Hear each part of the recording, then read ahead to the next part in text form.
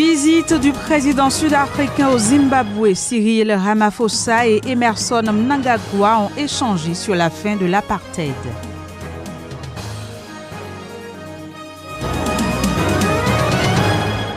Rumeur de division au sein du parti au pouvoir en Angola, le président apporte un démenti formel.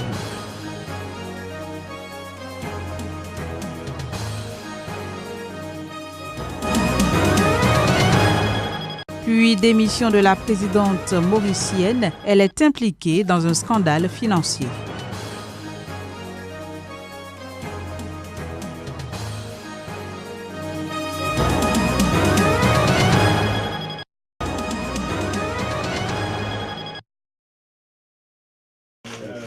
Rencontre entre Emmerson Mnangagwa et Cyril Ramaphosa. Les deux hommes ont notamment discuté de la fin de l'apartheid et des défis à relever en matière d'infrastructures dans leurs pays respectifs. En ce qui concerne le Zimbabwe, nous avons des défis à relever sur l'infrastructure. Nous avons de mauvaises routes, de mauvais chemins de fer. L'économie est mauvaise et nous avons besoin d'énergie électrique d'Afrique du Sud. Nous avons examiné toutes ces questions. Les discussions sur la fin de l'apartheid ont été longues, riches et ont abouti sur de très bons résultats, notamment sur les terres. Je pense que nous parviendrons à un bon résultat qui unira la nation. Notons que cette visite est la toute première qu'effectue Cyril Ramaphosa au Zimbabwe depuis son accession à la tête de l'Afrique du Sud.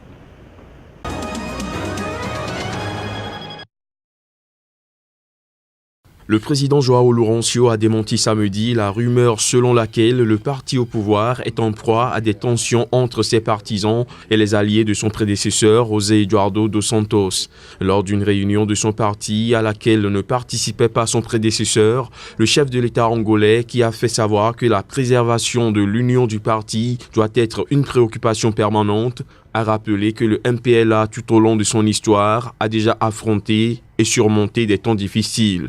Vendredi dernier, José Eduardo dos Santos, l'ancien chef de l'État qui dirige toujours le parti au pouvoir, a proposé de quitter la direction de la formation politique au plus tard en avril 2019 à l'occasion d'un congrès extraordinaire. Une date jugée trop tard par les membres du comité central du MPLA qui sont favorables à un congrès dès le mois de juin ou juillet prochain. Le MPLA devrait se réunir au mois de mai prochain pour déterminer la date de son congrès extraordinaire, congrès au cours duquel son nouveau président sera élu.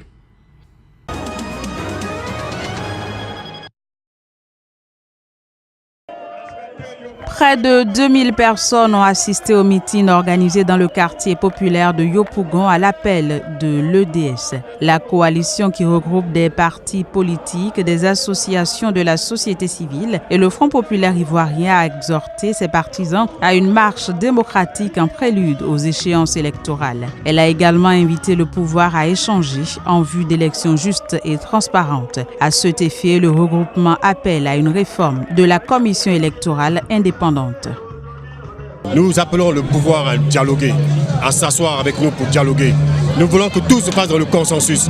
Nous ne voulons plus de guerre, nous ne voulons plus de tout conflit post-électoral. Donc nous demandons que la CEI soit reformatée à la lumière de la décision prise par la Cour africaine des droits de l'homme et des peuples. La CEI est d'abord notre objectif, mais il n'y a pas la CEI.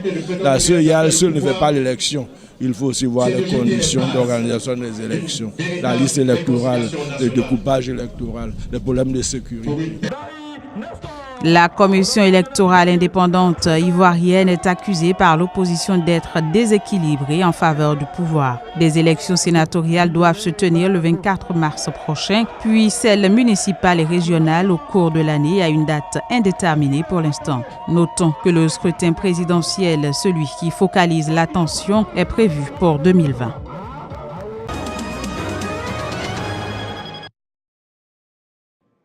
Amina Gourib Fakim a finalement lâché prise. La présidente mauricienne, qui avait refusé de quitter ses fonctions la semaine dernière, a annoncé sa démission après plusieurs jours de bras de fer avec le Premier ministre, qui avait annoncé son départ pour peu après les célébrations du 50e anniversaire de l'indépendance qui ont eu lieu lundi dernier et avant la rentrée parlementaire le 27 mars. Son avocat a déclaré à la presse qu'elle a soumis sa démission dans l'intérêt national, précisant qu'une lettre a été adressée à cet effet à la présidente de l'Assemblée nationale. La démission prendra effet le 23 mars. Elle vient ainsi mettre un terme au feuilleton politique qui agite l'île Maurice depuis la publication par le quotidien mauricien L'Express de documents bancaires démontrant que la présidente avait utilisé à des fins personnelles une carte bancaire remise par une ONG. Face à ces accusations, elle avait répliqué que n'ayant rien à se reprocher et pouvant apporter des preuves corroborantes, elle refusait de démissionner. Amina Gourib Fatim avait alors expliqué avoir remboursé non seulement ses dépenses personnelles, mais aussi toutes les autres dépenses engagées par l'ONG pour sa mission. Des propos confirmés par l'ONG en question, mais qui n'ont visiblement pas suffi pour maintenir la première femme mauricienne présidente au pouvoir.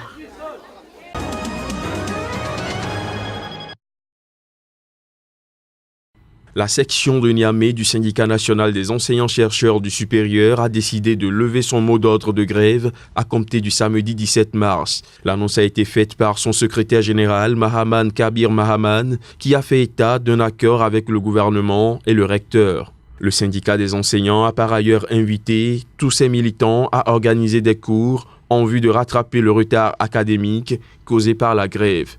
Les enseignants étaient en grève depuis le 20 février dernier pour protester contre l'agression d'un enseignant par les membres de la Commission des affaires sociales et de l'ordre, organisation estudiantine qui fait office de police sur le campus universitaire. Cet accord intervient après l'exclusion de 5 dirigeants des étudiants, dont Sita Diabiri, secrétaire général de l'Union des étudiants nigériens à l'université de Niamey. L'Union des scolaires nigériens, qui a qualifié cet accord de non-événement, a dénoncé ces exclusions des étudiants, les jugeant injustes, disproportionnées, illégales et arbitraires. Elle réclame la réhabilitation immédiate et sans condition des étudiants concernés.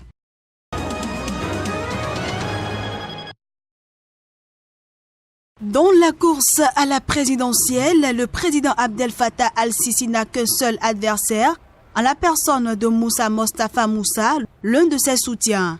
Et pour cause, les candidats potentiels ont été évincés un à un. Aujourd'hui, ceux qui ne sont pas d'accord avec le président Abdel Fattah al-Sisi n'ont rien d'autre à espérer que son départ en 2022.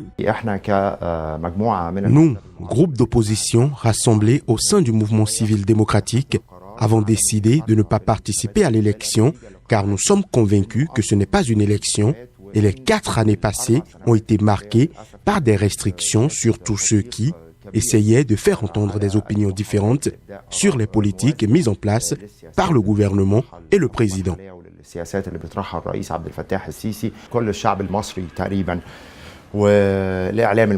Presque tous les Égyptiens et les médias locaux et internationaux considèrent le candidat Moussa comme une blague, en rappelant que M. Moussa soutenait le président Sisi avant la date limite de dépôt des candidatures.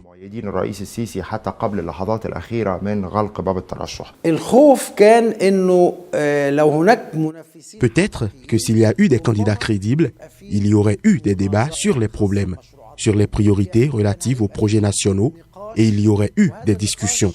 Dans la période dans laquelle nous sommes, ils ne voulaient pas cela.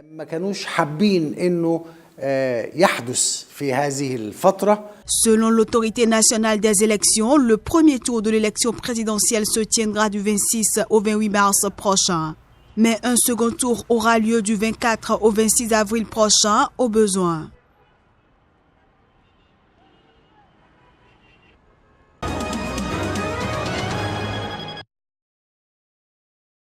Les présidents du Botswana, de l'Ouganda et du Gabon ont signé avec 29 autres pays du continent une pétition appelant une nouvelle fois l'Europe à fermer son marché de l'ivoire. Selon l'organisation Avaz à l'origine de la pétition, L'Union européenne, le plus grand exportateur au monde d'ivoire légal, a exporté 1258 défenses en 2014 et 2015, soit plus que lors des 8 années précédentes. Depuis, l'Union européenne a conseillé à ses pays membres de n'exporter que l'ivoire sculpté plutôt que des défenses naturelles. Je pense que cette administration mine nos efforts et encourage aussi le braconnage dans le processus parce qu'ils sont bien au courant de nos lois qui interdisent la chasse aux trophées au Botswana.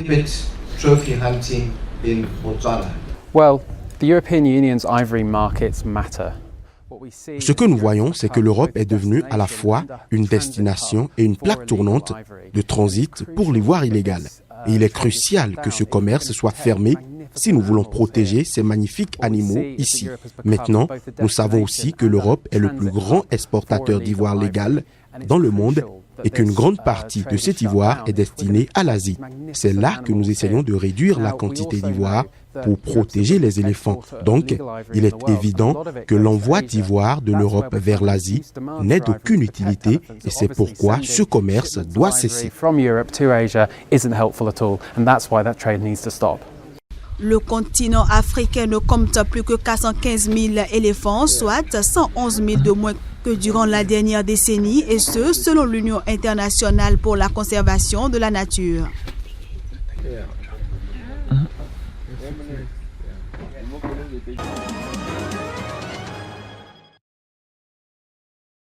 Le ministre français des Affaires étrangères, Jean-Yves Le Drian, a estimé vendredi à l'issue d'une rencontre avec le président burkinabé Roch-Marc Christian Kaboré à Ouagadougou que la coopération était la riposte au terrorisme.